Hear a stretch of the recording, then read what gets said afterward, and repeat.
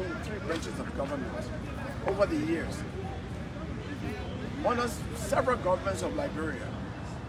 But the level of corruption in Liberia has accentuated under President George Weah's regime. To the extent that if you look for the 20 worst countries in the world, in every aspect of human development, Liberia is listed. If you say the 20 countries with the highest infant mortality rate, you will find Liberia. If you say the 20 countries with the highest maternal mortality rate, you will find Liberia. If you say the 20 countries that have a lot of people dying from curable diseases, you'll find Liberia. If you say the 20 countries that have more children out of school than in school, you'll find Liberia. If you say the 20 countries in the world that have the highest number of young people working in a day when they should be at work in the factory, in the stores, in the offices, or on the farms, you will find Liberia. Why are you carrying a broom? So this broom and all of these worst conditions are based on endemic corruption in public offices in Liberia. I strongly believe that government is not a place to steal, but a place to serve the people. Public office is not for public stealing, it is for public service to the people. And so this broom, for the endemic corruption in Liberia, I have decided to run for the office of the president of Liberia, and I want to clean corruption for Liberia. Without corruption, Liberia can go nowhere. So I'm going to use the broom as a symbol of sweeping corruption in Liberia, in every sector of Liberia.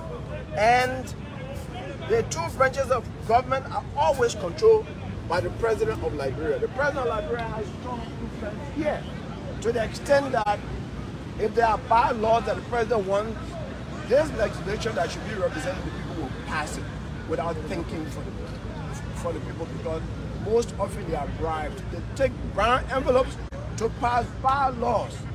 Similarly, so is politics dirty in Liberia?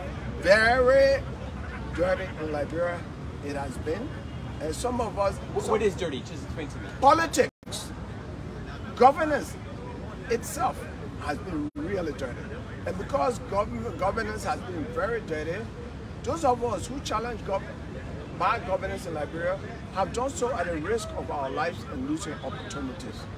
At the age of 22, in this country in 1978, for speaking truth to power as a young university student, I went to jail.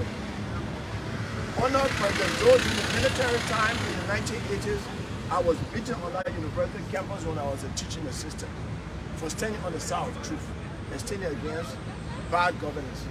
Under President Charles Taylor in 2002 as a human rights lawyer, defending journalists and human rights advocates in this country and poor people who were taken advantage of, or people politically challenged who had difficult cases because political cases were trumped on them and put in jail. And I was the first person in the Capitol all the time, and I was speaking truth to power. I found myself in trouble. I was tortured severely overnight, and I couldn't walk for 3 months. Now, has the recent sanctions put on 3 senior members of the Weah administration, what do you make of that move from the U.S. Treasury? It is a welcome move in Liberia. All Liberians welcome it, except those ministers, their associates, and family members. But when you say corruption is endemic, how do you clean what you describe as dirty politics? Change is brought by a change agent. I am a change agent. I have spoken against corruption and all manners of bad governance. I've gone to jail for it. I've suffered. I've also served in government. I was an executive assistant to President Saye from 1990 November to 1994 March. And I was not corrupt. I was Solicitor General, I was not corrupt. I was Minister, I was not corrupt. So I do speak openly in this country that I challenge anybody throughout the length and breadth of this country to point out to one incident of corruption by Councillor Gongloe or abuse of office. So you can go to government without being corrupt. I understand, but like, can you really... It's really loud? It's not really loud, but it's there. It's fine, it's fine. Just you can hear it. You can hear it? Yeah. Yeah, no, then it won't work. Yeah, just stand by. We're just going to put something, there's a bit of weight on your microphone. The boom too small. That's how it's small. These people looking at you here. No. They are telling me that the broom is too small. They want a bigger broom. So they agree with me that corruption. These are Liberians who say that the broom is too small. Then we need a bigger broom to sweep corruption for Liberia. So the question of sweeping corruption is something that everybody unanimously agree on. Not so? Yes. Everybody wants corruption to stop, right? Yes. So this is a macrocosm of Liberians.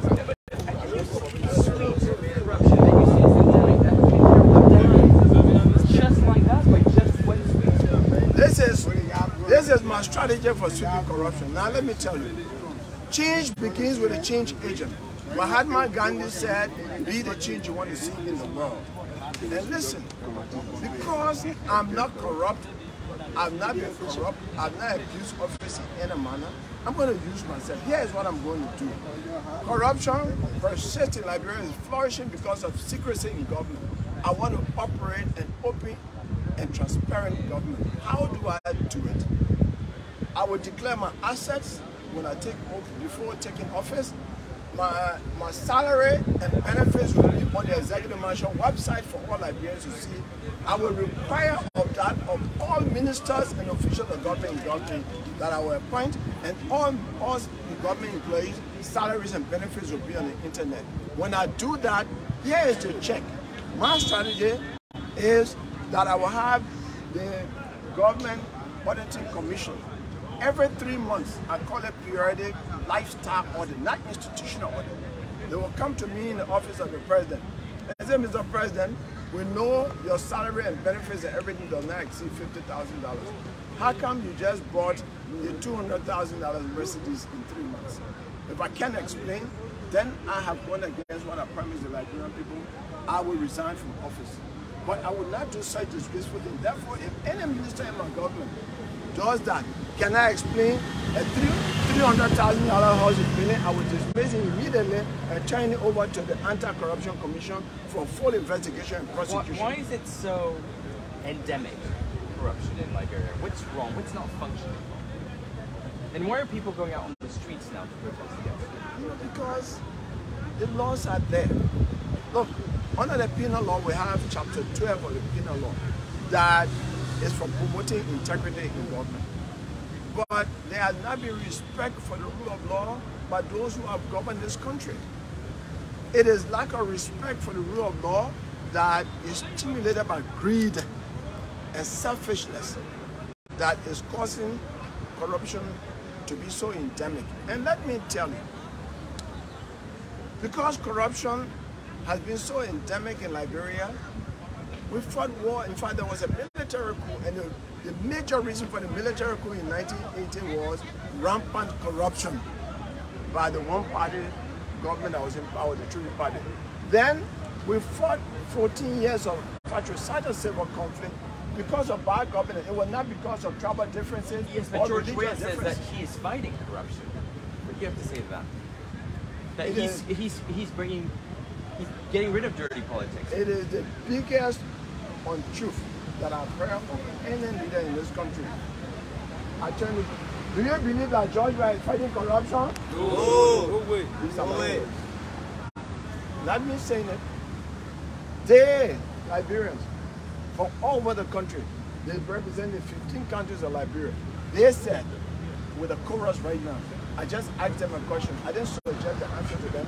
They said unanimously, no, President George Weah is not fighting corruption. That's your answer.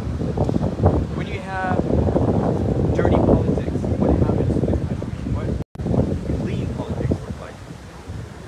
Clean politics thrives on freedom of assembly, freedom of expression, and restraint by the government in power to respect the rights of the people to speak freely and assemble. Speak truth to power because the people are the custodians of power. And so That is how clean politics go.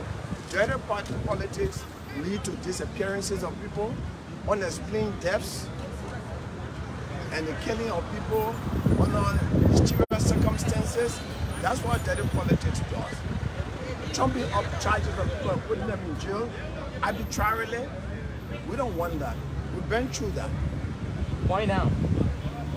Why now? Why this protest now? Why sweeping before now? You know, I'm always loyal to two things: my country and my conscience. I'm now 66.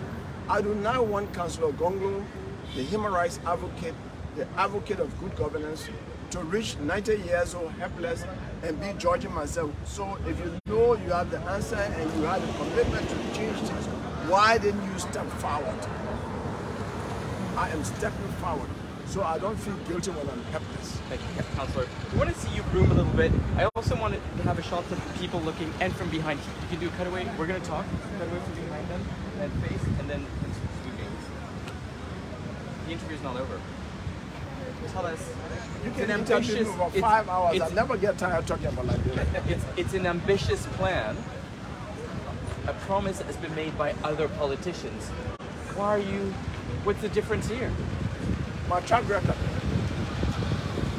When I was a student, me and other student leaders used to challenge government for bad governance, and we should speak truth to power. And we were always told, when you have the opportunity to be in government, you do the same thing. I remember that. And the 3 positions I've served in government, I was not corrupt. I even became president of the Liberian National Bar Association and raised the standard of administration in the bar. Because of the level of administration that I introduced to the Liberian Bar Association, the bar was established in 1907. It was not until 2019, 112 years later, that we were able to host an international conference. The broom is a metaphor, but in practice, what's the broom? How are you going to clean it? What's the broom? Is this the justice system? What's the broom? I'm going to clean, starting from the executive mansion. Everything in this country is controlled by the office of the president. The office of the president controls the legislature, controls the judiciary. We start from there. And then from there, we will come to the legislature. And then to the judiciary. Because this branch of government makes the law, that branch interprets it, and that branch enforces it. And corrupt laws interpreted in a corrupt way leads to, and then you have a government that does not care for the people sitting in the mansion there, will not enforce a law consistent with the law itself. And that goes against the people, and we have suffered for it. More than 300,000 people dying in this country because of bad governance based on corruption. And the question in your mind is, so what can you do as an individual? Every change in the world that I know of has been initiated by an individual. So Lee Kuan Yew of Singapore took over a country that was nowhere and transformed it to a first world country. UAE used to be a desert. I listened to a prime minister who was asked the question, how come a desert that was a barren land here was transformed and you have skyscrapers and has become a destination of tourists? And he said one word: leadership. And I think he meant good leadership. Good leadership led by an individual can transform a bad situation, and I believe that I can do it. Councillor, can we see you sweep? Actually doing the sweeping. I am sweeping. Without talking. Sweep clean. We'll sweep corruption for Liberia, and Liberia will prosper. Will be peaceful. Can you show and us? Progress continuously. So can you do it without talking? Just sweep, and we're gonna. You need to allocate from this side and from the back and from on this side. And people filming, just 1 second.